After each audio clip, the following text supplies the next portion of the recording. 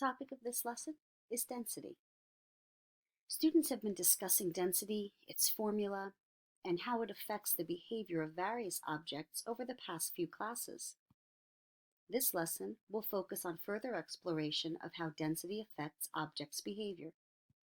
There will also be a focus on writing skills through journal entries throughout the investigation, culminating in the final presentation. This class consists of 7 6th-grade special needs students, 5 male and 2 female. The objectives for this lesson include calculating density.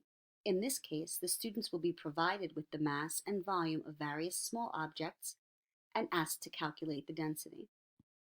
They will also be asked to build a density column. The lesson will begin with an introduction reviewing some of the topics we've covered previously. Then, the definition of density will be provided. This definition has been provided to the students previously. Next, students will be reminded of the layering activity done in a previous class where they were challenged to layer different saltwater solutions in a thin straw. An illustration students have also seen before will be presented to reinforce the ideas that liquids or objects with a greater density will sink to the bottom and those with a lesser density will sit up top. Students will revisit the idea of how more matter in an object with a specific volume increases its density. The blue liquid had the most salt added and therefore had more matter in the same amount of liquid than the others, causing it to settle at the bottom of the straw. The yellow liquid had a bit less salt, the green had even less salt, and the red had no salt at all, making it the least dense of the 4 solutions. Students will also be reintroduced to the polydensity bottle. They'll be asked to click on the first link here to view a video demonstrating how the polydensity bottle works. We'll take a quick look.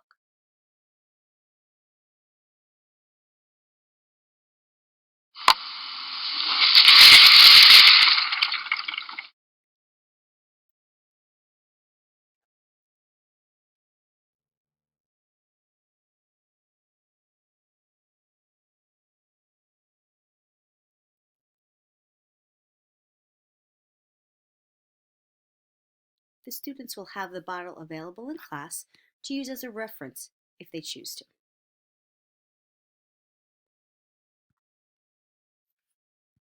Next, they'll be asked to click on the second link. This will bring them to a video that shows not only how the bottle works, but why. I'll bring you right up to the end of this.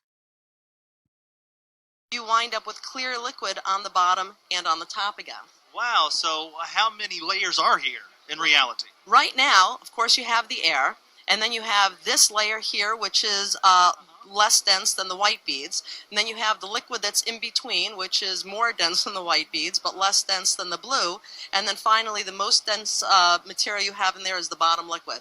Wow, pretty awesome.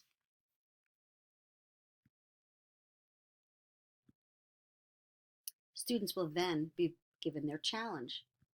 This graphic outlines the steps of the activity to give the students an idea of how this process will work. They'll be asked to start at the purple arrow. They can click on this gear to see a video of Steve Spangler creating a 3 and then a 7-layer density column. I'll give you a quick view now. So we're talking about density, and as we measure density, it's just the amount of stuff kind of crammed into one place.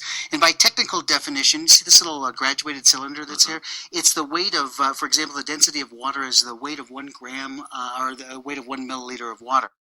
Oil looks like. Oh, so sure. if you have a concern, you're not going to give the kids just lamp Have some oil of those to play lamps with with, the wicks in them, and you put lamp exactly. oil in. Right, so there's your lamp oil. So now just do your lamp oil right there. You ready? Very So slowly. lamp oil right there. Good job. Right down the middle Yep, of them. right down, right on the top. Is perfect.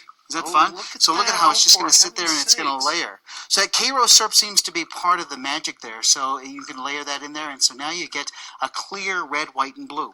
Look And at 3 are not hard. I mean, it's pretty.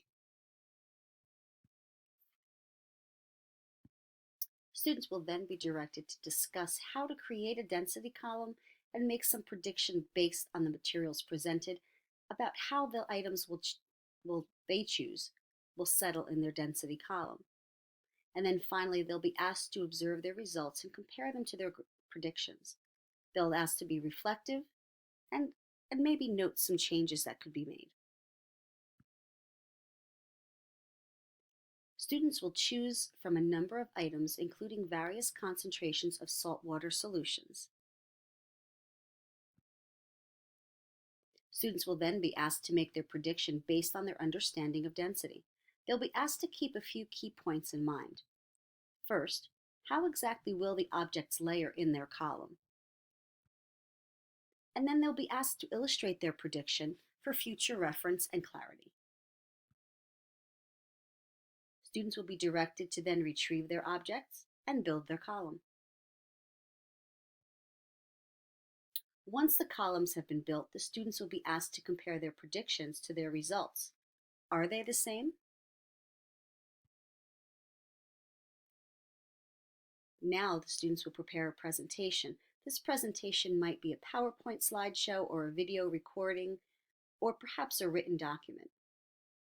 A rubric will be provided to assist the students in understanding expectations. Students will present their findings and, using the rubric, be assessed in the following areas. Was there an introduction? Was their purpose made clear? Was their prediction clearly stated and illustrated? Were their results clearly stated and illustrated? Was the student reflective? Were areas of need of improvement noted? And finally, was the information presented in complete sentences, including capitalization and punctuation? This element applies as however appropriate to journal components, slide text, and spoken word.